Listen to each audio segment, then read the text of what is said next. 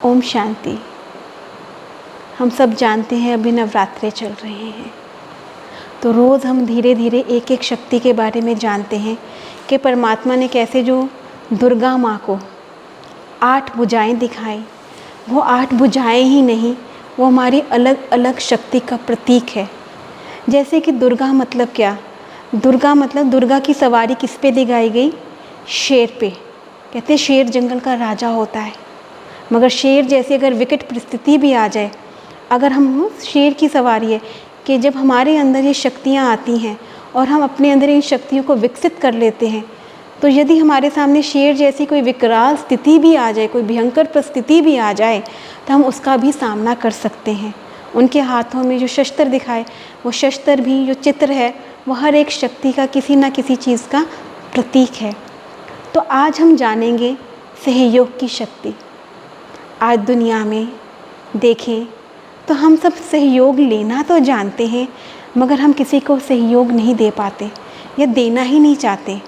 या अगर किसी से लेते हैं या देते हैं तो उसमें सहयोग, अगर किसी से लेते हैं या किसी को सहयोग देते हैं तो उसमें कोई ना कोई स्वार्थ छुपा होता है। तो सहयोग शब्द का मतलब समझें। सहयोग शब्द सह प्लस योग से मिला। सह मना जो इजी है, सहज है, और योग मना मिलना। जब हम परमात्मा के यहाँ हैं कि हमने सहयोग करना है या सहयोग लेना है, तो किसके साथ? सहयोग मना कि सहज ही यहाँ हमें परमात्मा के साथ योग लगाना है। परमात्मा के साथ योग लगाने के लिए किसी मुद्रा में बैठने की ज़रूरत नहीं है, सच्चे दिल की ज़रूरत है। जब हम उस परमात्मा से सच्चे कहते हैं ना, बाप कहते हैं, बचपन में कहानी पढ़ी कि तुम हम अपनी हिम्मत का एक कदम बढ़ाओ तो परमात्मा 1000 कदम बढ़ाकर अपनी मदद देने को तैयार बैठे हैं। तो ये वही है कि परमात्मा के साथ जब हम अपनी बुद्धि को क्लीन कर उसके साथ योग लगाते हैं और इजी लगाते हैं, बिना किसी स्वार्थ के उस परमात्मा को याद करते हैं, तो उसका वो जो मदद है वो हमें निरंतर मिलती रहती है। जैसे शास्त्रों में हमने देखा, जब पर्वत उठाना था, गोवर्धन पर्वत को उठाना था, तो सबने अपनी एक छोटी उंगली लगाई ना, छोटी उंगली का ये हिस्सा लगाया तो वो गोवर्धन पर्वत उठ गया। माना जब हम निस्वार्थ भाव से किसी को सहयोग देते हैं तो कोई मुश्किल कार्य भी हम उसको सहज ही पार कर लेते हैं। मगर उसके लिए क्या सहयोग मांगने की ज़रूरत नहीं पड़ती है। सहयोग स्वतः ही हमें मिलता है जब हम अपने अंदर धीरे धीरे संस्कारों को डेवलप करते हैं। सहयोग कब आता है? जब हम अपने अंदर संतुष्ट होते हैं। जब मेरे अंदर संतुष्टता का गुण होगा, मैं स्वयं से संतुष्ट होऊंगा, मैं अपने जीवन से संतुष्ट होऊंगा, तो मैं दूसरों को भी सहयोग दूंगा।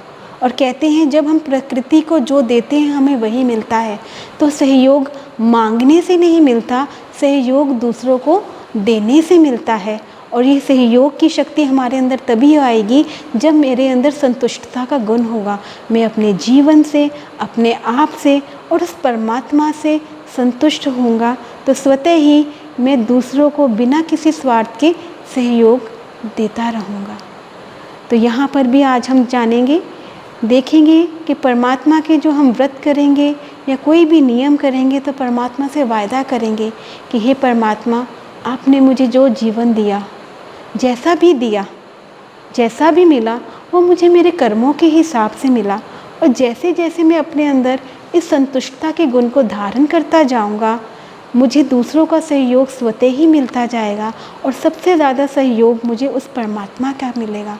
तो आइए इस नवरात्रि पे हम प्रण करें कि परमात्मा ने मुझे जो दिया, मेरे कर्मों के हिसाब से दिया और मैं उसमें बहुत संतुष्ट हूँ। जब ये संतुष्ट करें हम रहेंगे तो सहयोग क्या बन जाएगा? ये सहयोग सदा ही मेरे साथ रहेगा।